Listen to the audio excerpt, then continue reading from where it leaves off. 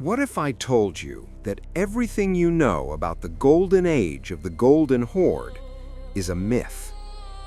Or rather, it's only half the truth. We imagine a prosperous empire where merchants safely transport silk from China to Europe, an era of grand mosques, wealthy cities, and a just Khan. But this prosperity came at a price. And the name of that price was Uzbek Khan, the man who built the Golden Age on the bones of the old world.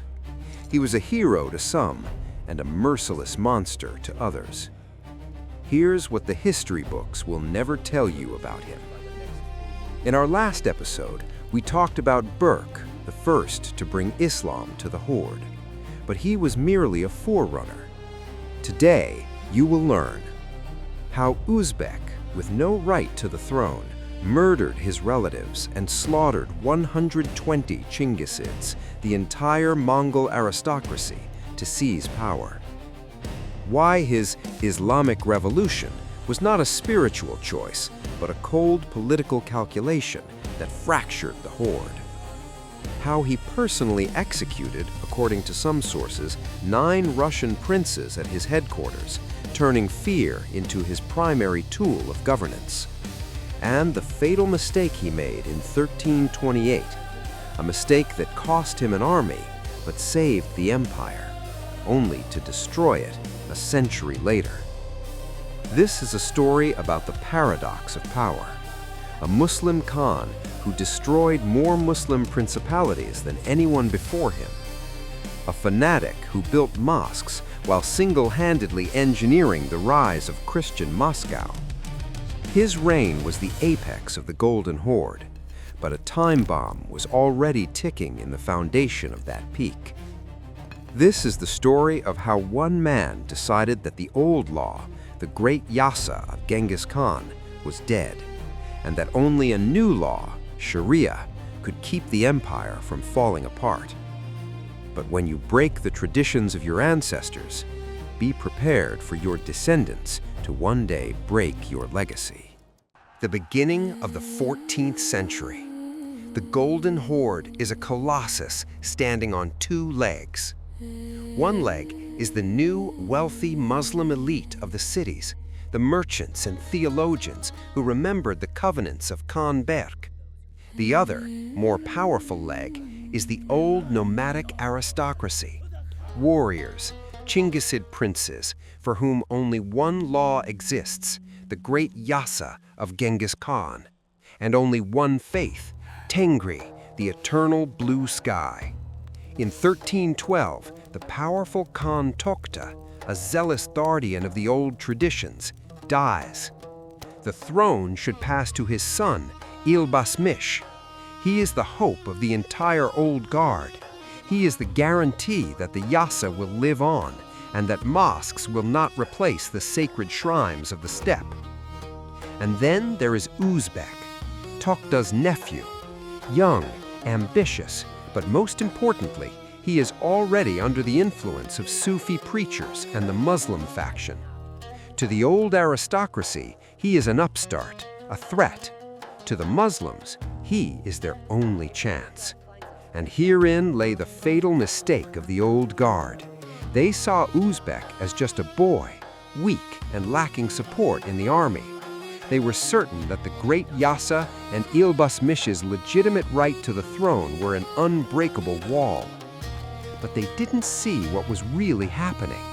Uzbek was not alone. Behind him stood one of the most powerful emirs of the Horde, Kutluk Timur, a fanatical Muslim who had long been preparing for a comeback. The aristocracy saw a lamb being led to the slaughter. They simply failed to notice that this lamb was being led by an entire pack of wolves, just waiting for the moment to strike. Events unfold with lightning speed. January 1313. Kutluk Timur and Uzbek invite their main opponents, the legitimate heir Ilbasmish and his chief ally, the powerful Emir Kadan, to a feast, a classic Mongol trap. The sources describe the scene as a massacre.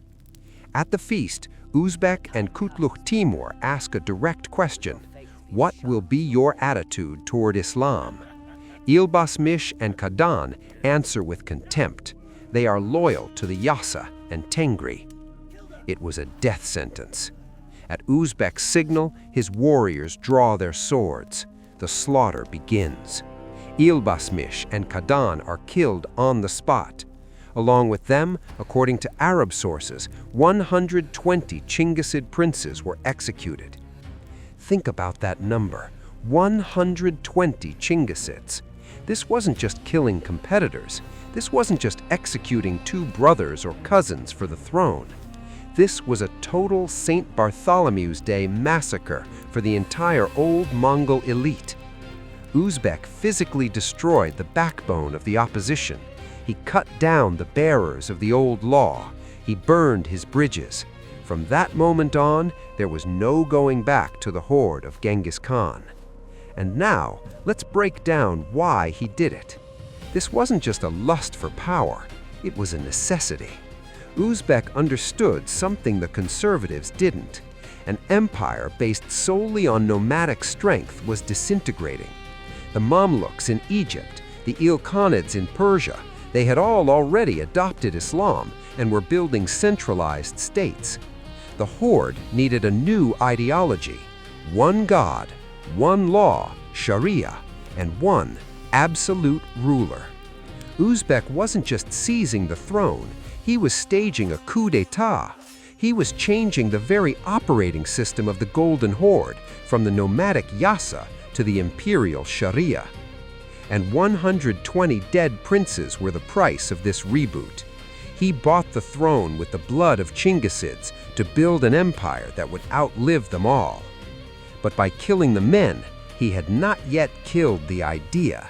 He still had to break the resistance of an entire people. We saw how Uzbek literally carved a bloody path to the throne.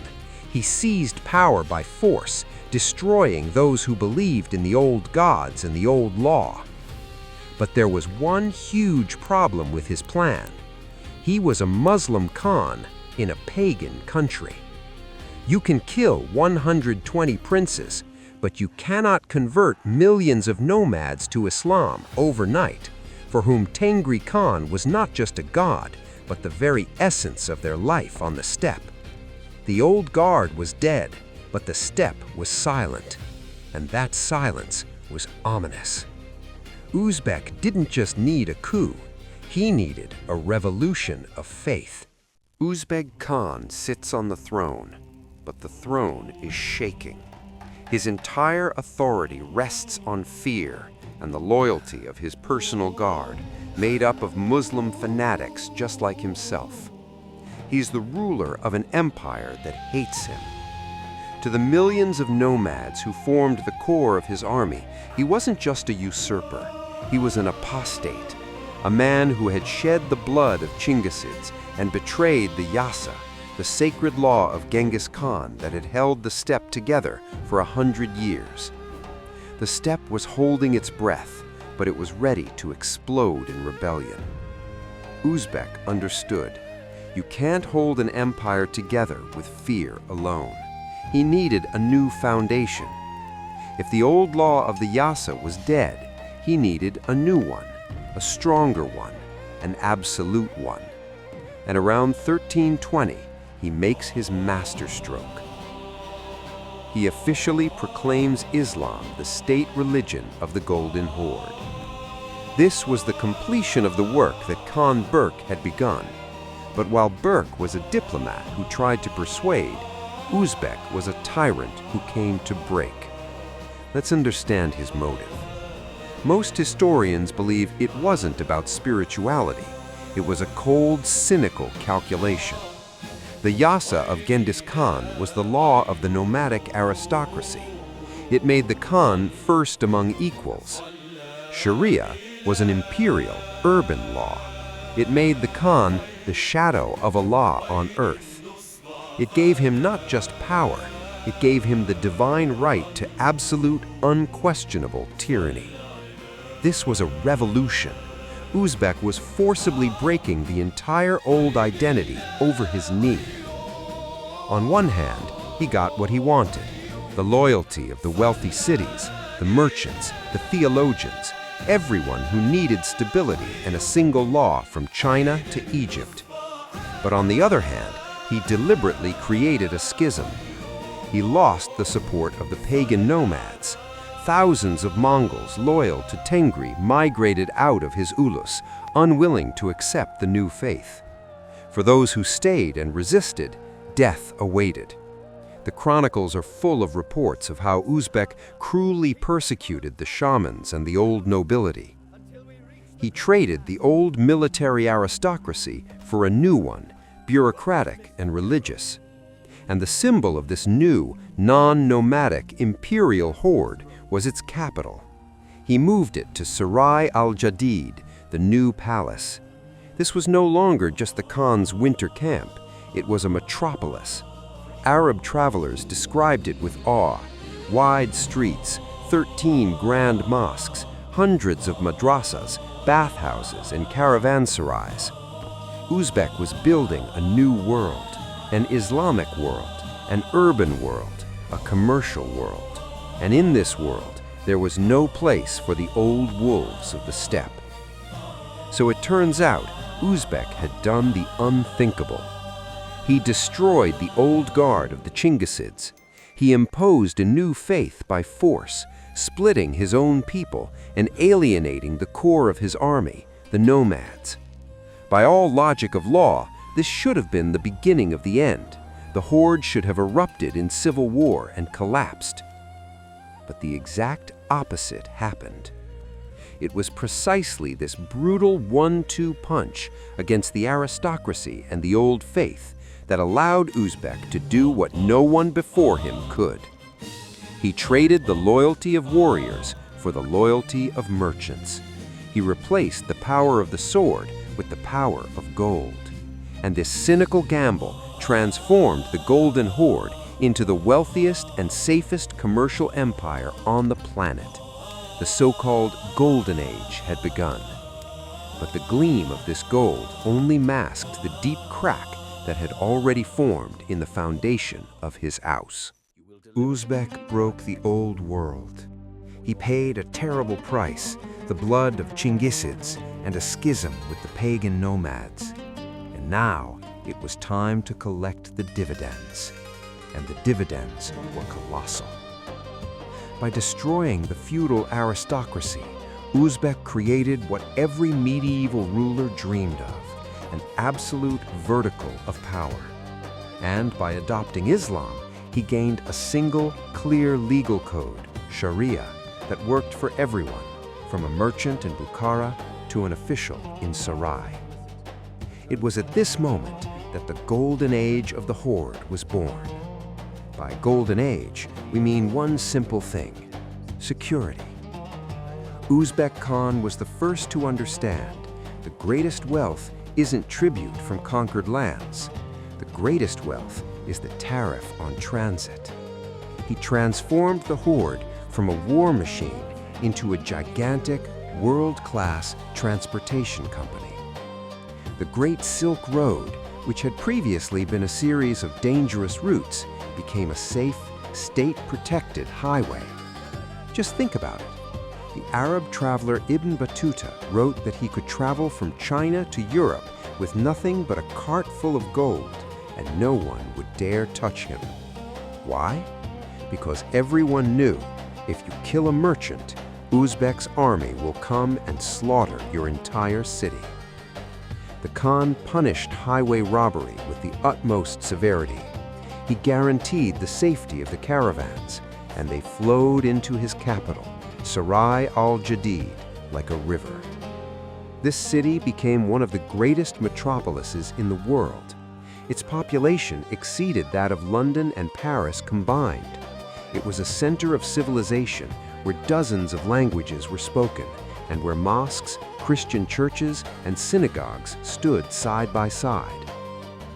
But therein lay Uzbek's greatest paradox. His empire was a paradise for the merchant and the banker, but it was becoming a prison for the warrior. This entire system was held together not just by law, It was held together by a personal, blood-chilling fear of the Khan. He was the guarantor of order, and he was also its executioner. He built a prosperous state, but he did it with methods that made even his contemporaries' blood run cold. He created safe roads, but the price of this safety was absolute. And very soon, in 1327, one of the Russian principalities would decide to test a question. Was the Khan really so fearsome after all? They had forgotten that the Golden Age was bought with blood, and Uzbek Khan was more than happy to remind them. We see Uzbek at his peak. He is the king of kings, the just sultan. He is building a metropolis. His treasury is overflowing with gold. Caravans bring him the riches of Asia. He has created a perfect world. But this perfect world was built on one condition: absolute, unquestioning obedience. In his system, there was no room for rebellion. There was no room for even a shadow of defiance.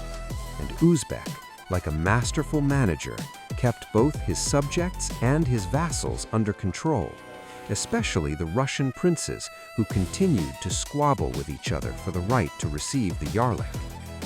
But in 1327, something happened in Tver that Uzbek's system did not forgive. A popular uprising, the murder of his personal envoy. This was not just a riot, this was a personal insult. And the Khan, the builder of mosques and palaces, immediately transformed into a descendant of Genghis Khan, for whom there was only one response to a challenge: terror. Uzbek's system worked like clockwork. All vassals, including the Russian princes, had to regularly appear in Sarai, bow to the Khan, pay tribute, and scheme against one another for the right to receive the Yarlik, the license to rule. Uzbek masterfully played on these ambitions. He pitted Tver against Moscow, preventing any single principality from becoming too strong. But there was one detail. There was no room for human error in Uzbek's system. It did not forgive mistakes. To collect tribute, the Khan sent his Baskaks, personal representatives, to the Rus. And in 1327, his own cousin, Chol Khan, arrived in Tver, the strongest Russian principality at the time. In Russian chronicles, he would be remembered as Shel Khan. Chol Khan behaved not like a tribute collector, but like a conqueror. He evicted the prince of Tver, Alexander, from his own palace, committed acts of violence, seized property, and according to rumors, wanted to forcibly convert the people of Tver to Islam. On August 15, 1327, the cup of patience overflowed. A popular uprising, a mob driven to despair, tore Chol Khan and his entire retinue to pieces. They were burned alive along with the palace. This was more than murder. This was a challenge. Tver had thrown down the gauntlet to Uzbek Khan, killing his own relative and representative. And Uzbek, the just sultan and builder of mosques, reacted immediately. He reacted not as a Muslim, but as a Genghisid.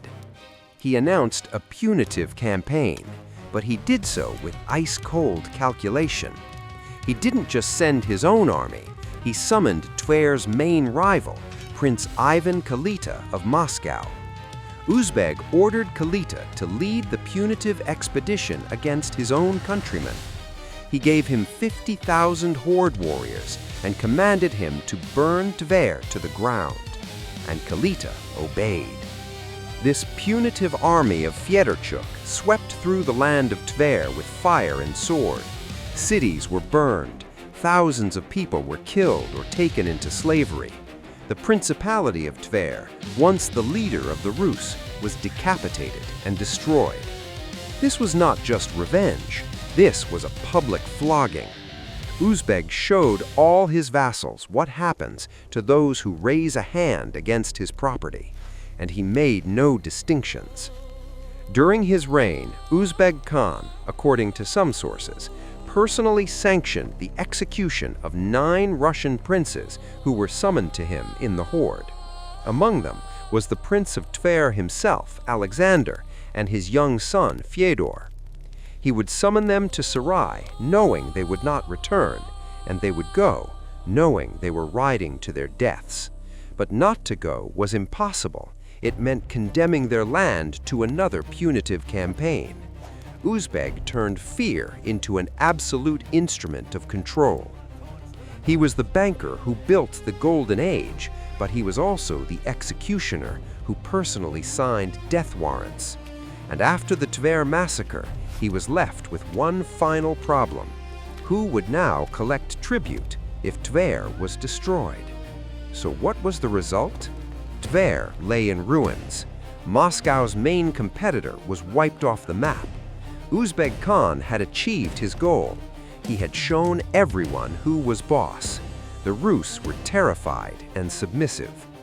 And now, in 1328, Uzbek had to make a key strategic decision. He needed a new manager in the Rus, someone reliable, efficient, and not prone to rebellion, someone who would pay the tribute on time and keep the people in line. Uzbek Khan was certain he was making a brilliant move. He thought he was buying an obedient dog. He didn't understand one thing. The moment he handed Kalita the right to collect tribute from all the Rus, he signed the death warrant of the Golden Horde. With his own hands, he created Moscow. The decision made in 1328 seemed to Uzbek to be the height of pragmatism. He did something the Horde had never done before. He transferred the right to collect tribute from all Russian lands to one prince, Ivan Danilovich of Moscow, Kalita, the money bag. Previously, this was the job of the Baskaks, the Khan's representatives. Now, a Russian prince was responsible. From Uzbek's perspective, this was a brilliant move. He thought he was creating the perfect, obedient vassal. He was saving the Horde's resources by outsourcing the dirty work of tribute collection to a local prince. All the people's hatred, he assumed, would be directed at Kalita, not at the Khan, and he, Uzbek, would simply receive his gold. But here is what was actually happening. By giving Kalita the right to collect tribute, Uzbek was handing him 2 keys. The first was financial. Now all the cash flows of the Rus went through Moscow. Kalita could skim off a portion, accumulating wealth. The second key was military. Kalita received the right to punish those who didn't pay in the Khan's name. It was a classic irony. Uzbek thought he was hiring a wolf to guard the sheep. He failed to notice that this wolf was starting to build its own pack, one that would one day devour the shepherd too. It was a fateful decision. Uzbek Khan, the great builder and tyrant, in his quest for total control and efficiency, created the very instrument that would destroy his empire. For all 28 years of Uzbek's reign, until 1341, Ivan Kalita and his sons would faithfully deliver the tribute to Sarai. A great silence descended upon the Rus, 40 years without Horde raids, because there was no need for them. Moscow did all the work itself. During these 40 years of silence, bought at the price of humiliation, Moscow grew incredibly wealthy. It lured the metropolitan to its side, becoming the spiritual center. It gathered strength, it consolidated lands around itself. Uzbek Khan would die in 1341 at the peak of his power, in his magnificent capital, confident that he was leaving behind an eternal empire. He did not know that the monster he himself had nurtured in Moscow was already sharpening its fangs. And just 130 years after this bet on Moscow, a descendant of Ivan Kalita, Ivan III, would tear up the Khan's Yarlik and put an end to the history of the Golden Horde. So, let's sum it all up. Uzbek Khan ruled for 28 years and died in 1341 at the absolute zenith of the Golden Horde's power. He departed undefeated, leaving behind a colossal, immensely wealthy empire that the entire world had to reckon with. But this was just a facade. The real tragedy lay in what this empire was built upon. It was not built on law, not on tradition, and not on loyalty. It was built on a single man, on his iron will, his fanaticism, and the personal, all-consuming fear he inspired. This wasn't just the end of a reign, it was the end of a system that could only function under its creator. What does his story show us? It shows that an empire built on blood and the breaking of traditions is not viable. Uzbek slaughtered the old aristocracy, but failed to create a new one. He imposed Islam by force, but fractured his own people. He built a golden age for merchants, but destroyed the spirit of the warriors. And in doing so, he created the perfect storm. He left behind a power vacuum that immediately caused the horde to explode from within. And at the same time, he left behind a strong, wealthy, battle-ready Moscow, which he himself had nurtured. Uzbek Khan was the greatest architect of the Golden Age, but he was also its gravedigger. And when he died, the full weight of this fragile, overheated empire fell upon the shoulders of his son. In the next episode, we'll talk about Genghis Khan, a man who ascended the throne by murdering his brothers, the Khan under whom the horde reached its apogee, its maximum size, but whom Russian chronicles paradoxically called the Kind.